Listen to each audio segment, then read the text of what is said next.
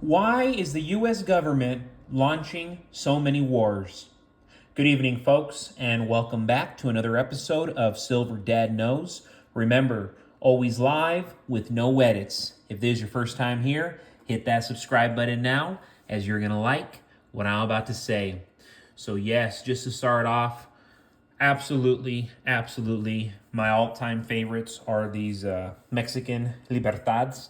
Right here, we have a 2017. 2017 marks the 36th annual release of the Mexican Silver Libertad.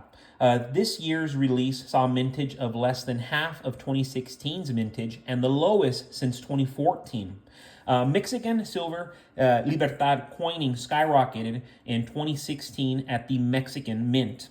After falling from recent highs between 1 and 1.6 million coins minted annually between 2009 and 2011, the 1 ounce silver Libertad has been climbing again in demand. After 903,000 coins were struck in 2015, demand jumped sharply upwards in 2016 to 1.43 million coins. So 500,000 more coins. The highest single mintage year of the silver Libertad remains 1992 when 2.458 million coins were produced. However, 2016 silver Libertad sales for the 1 ounce coin came in fifth highest in program history. So right here, we're looking at the verse. We see the image of a winged victory. Her angelic figure features prominently on the Mexican Independence Victory column in the center of Mexico City. The statue was erected in 1921 in honor of the nation's centennial independence celebration, which was the same year Winged Victory appeared on the gold Centenario coin for the first time. So yes, very attractive, very Romanesque. Reminds me of Italy, to be frank, even though this is Mexico. It reminds me of Italy, like a vineyard in Italy, just beautiful. And then, yes, you go to the reverse, and we see the Mexican coat of arms. There are actually several renditions on the coin, with the modern version in the center surrounded by all 10 historic versions used since 1821. So super cool. You know, so much history and detail and quality and craftsmanship that goes into these coins. And that's why I just highly recommend them. I mean, they're just beautiful. They're beautiful. They're valuable. I mean, where do you go wrong? You don't. Real quick, folks, before I continue, I want to give a quick shout out, and this is to Sarge27271, and this is a comment from last night. It's hard to make slaves out of financially free men. Beautiful. It's hard to make slaves out of financially free men. Absolutely. The only thing I see tying down a financially free man would be if their marriage was in turmoil, if they had issues with their children, issues with immediate family, pretty much. It could be parents, it could be siblings. That's the only time I would think that a financially free man would suffer. Of course, dominantly if it is his marriage affecting his life or his children affecting his life, or both. You know, I've seen that eat too many people alive, unfortunately.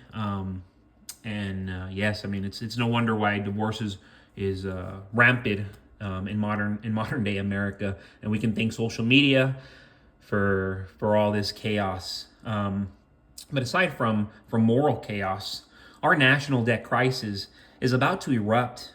And while we've heard for years that our debt is out of control, this issue is far more severe than many realize. Currently, our debt sits above 34 trillion. It's outrageous. That is why our US dollar is losing its position as the primary reserve currency of the world.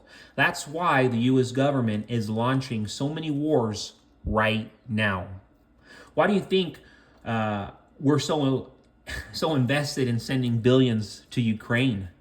Because of China and Russia being a collaborative nation state with BRICS currency, which is already rivaling the US dollar. Follow the money. It's that simple. Why do you think there's just so many why do you thinks, but our leaders don't care about Ukraine. They just care about the liquid, the capital, the money. The world has woken up. That's why more and more countries are seeking independence away from the US dollar. Between the skyrocketing national debt and the dollar's weakening position on a global level, big challenges are coming to Americans. They're coming to our neighbors. These challenges are coming to us. The United States is projected to spend $870 billion in interest payments alone in 2024 on the debt. Some projections even have it hitting $1 trillion just on the interest payment alone by the end of the year. That's more than what we spend on the Department of Defense. That's more than what we spend on national security. More than what we spend on Social Security. I mean, I know there aren't any bells ringing, but this is all happening right now. And it's affecting all of us like never before. So how could America possibly stay this juggernaut of the world, this badass of the world, when we can't even keep our own finances secure here within our own walls, within our own nation? Very, very serious times, folks. And I hate to be so bleak and so negative, but I want people to be aware of what's already here. And there's only so much time left to prepare ourselves. So right here, I am showing you a 1931 Mercury dime. The 90% silver Mercury dime met with widespread approval when introduced in 1916. These were designed by the noted sculptor A.A. Weinman. And here on the verse, we see Liberty wearing a winged cap to signify liberty of thought. The reverse, right here, features a bundle of fasces symbolizing strength and preparedness. An intertwining olive branch stood for the country's love of peace. The 1939 Mercury dime, struck at the Philadelphia Mint, is a prized keepsake of early 20th century America. There were over 3 million dimes minted by the Philadelphia Mint in 1931. The Philadelphia Mint is the oldest mint in the U.S., being established in 1792. After the ratification of the Constitution, the Founding Fathers needed to establish a national identity and a means of commerce. At the time, Philadelphia was the capital of the U.S., so it only made sense for the first mint to be built there. The Mint Act also passed during this time to assign coins denominations based on their legal tender or metal fineness. But yes, very, very attractive coins. And this is a coin that you have to always be getting your hands on. Mercury dimes, encapsulate them, especially if they're in very, very nice condition like this.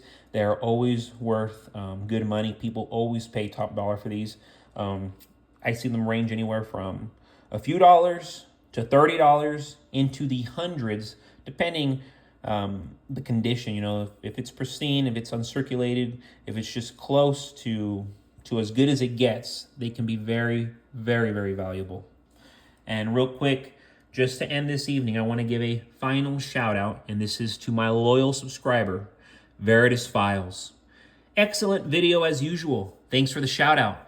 I think our historic constitutional coinage is some of the most underrated silver to own. It makes up fully 50% of my personal core silver stack, and I have never felt more comfortable in holding. Keep stacking. Phenomenal comment right there from Veritas Files. And yes, as I was just speaking, these Mercury dimes, Franklin half dollars, Walking Liberties, Barber dimes, Barber quarters, Morgan dollars, get your hands on them. And of course, seek out ones in good condition. Seek out affordable ones at the same time. Don't be spending a boatload, Get a good price, get good condition. And as always, folks, you already know, my third book's already been released. You go to my description. It will take you to my author page on Amazon. I have 3 books. One is a dark comedy. One is a crime thriller. This is a sports thriller, crime thriller, mystery, suspense. I mean, this one has it all. My best story by far. Very, very entertaining. and I really believe you'll enjoy it. But you can find that at my description. And as always, folks, thank you so much. This is Silver Dad Knows. God bless you. God bless your household. And God bless America.